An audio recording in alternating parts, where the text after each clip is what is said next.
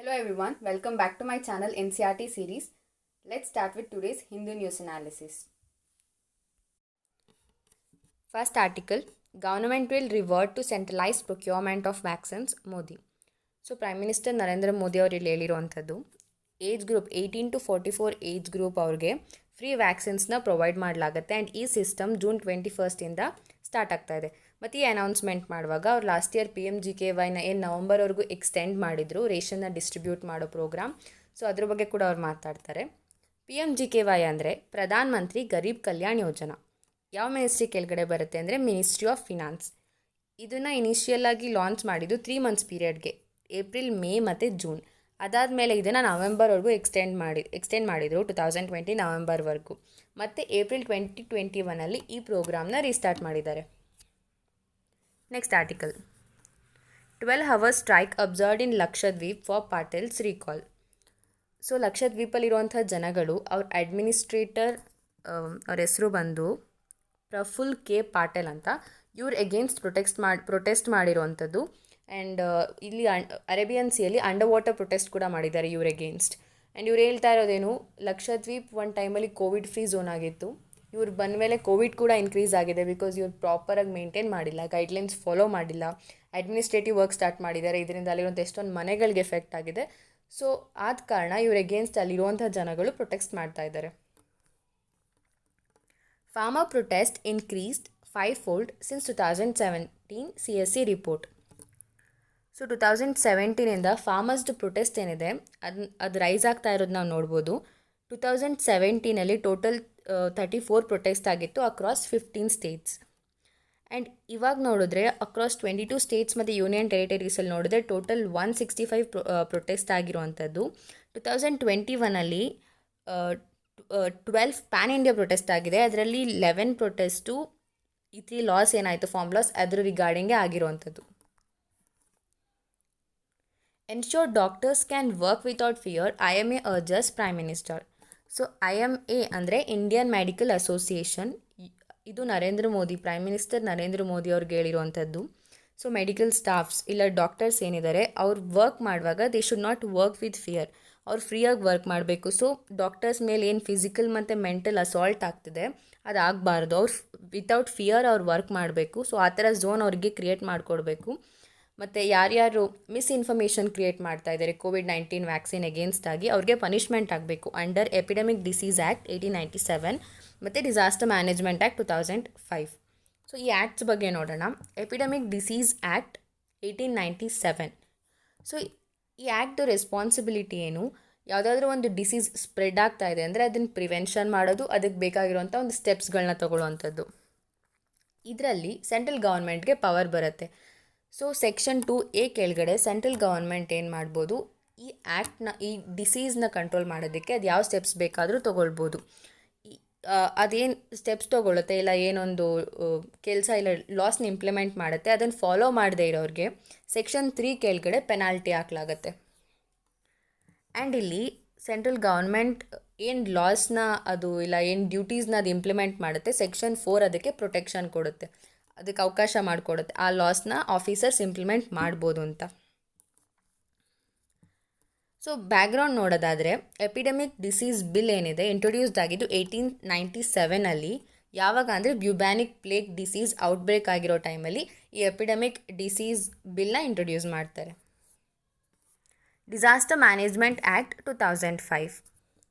So ಈ disaster management act pass ಮಾಡಿದ್ದು government of India 2005 ಏನಕ್ಕಂದರೆ ಏನಾದರೂ ಡಿಸಾಸ್ಟರ್ಸ್ ಆದಾಗ ಅದು ಪ್ರಾಪರ್ ಮ್ಯಾನೇಜ್ಮೆಂಟ್ಗೋಸ್ಕರ ಅಂತ.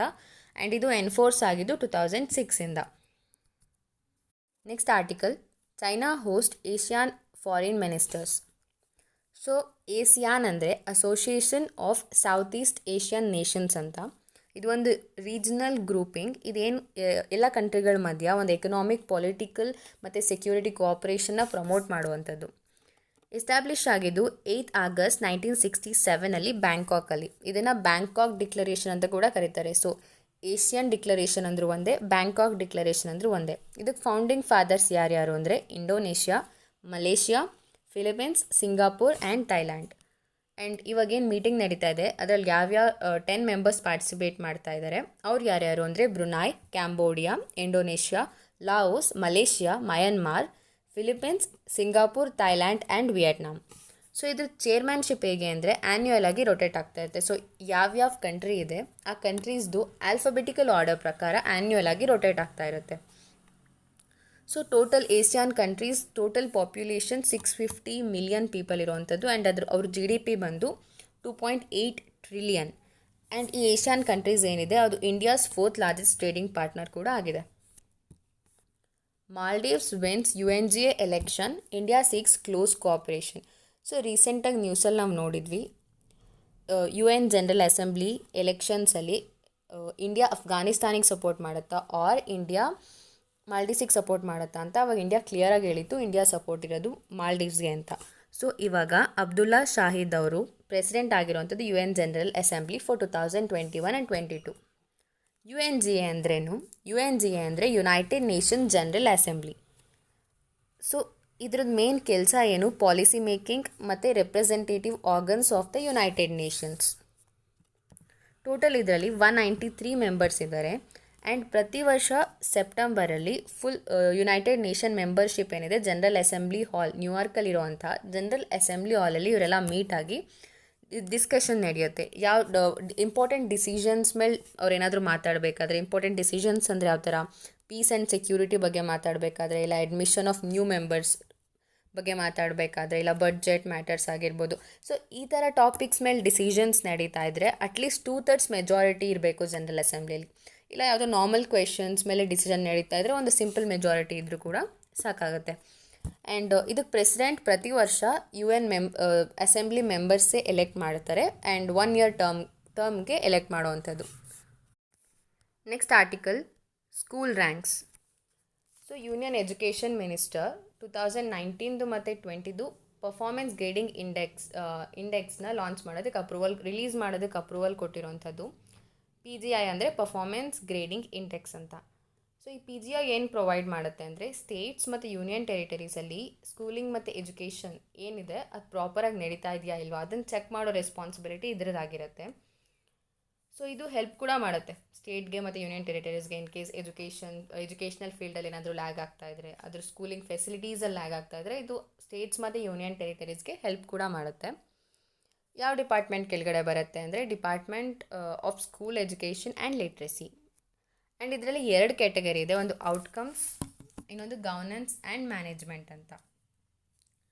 So domains and categories include. So ಈ ಕ್ಯಾಟಗರಿಲಿರುವಂಥ ಡೊಮೈನ್ಸ್ ಯಾವ್ಯಾವುದು? ಆಕ್ಸೆಸ್ ಬಗ್ಗೆ, infrastructure and facilities, equity, governance and process. So 2019-20 PGIದು ಇಂಪಾರ್ಟೆಂಟ್ ಫೈಂಡಿಂಗ್ಸ್ ನೋಡೋದಾದರೆ will start with state wise performance. So total 33 states and union territories ಈ PGI scores 2019-20 PGI ಸ್ಕೋರ್ಸಲ್ಲಿ improvement ಆಗಿರುವಂಥದ್ದು compare to the last year. Andaman and Nicobar, Arunachal Pradesh, Manipur, Puducherry, Punjab and Tamil Nadu have improved overall PG score by 10%. So ಈ state overall PGI ಸ್ಕೋರಲ್ಲಿ 10% increase ಆಗಿರುವಂಥದ್ದು.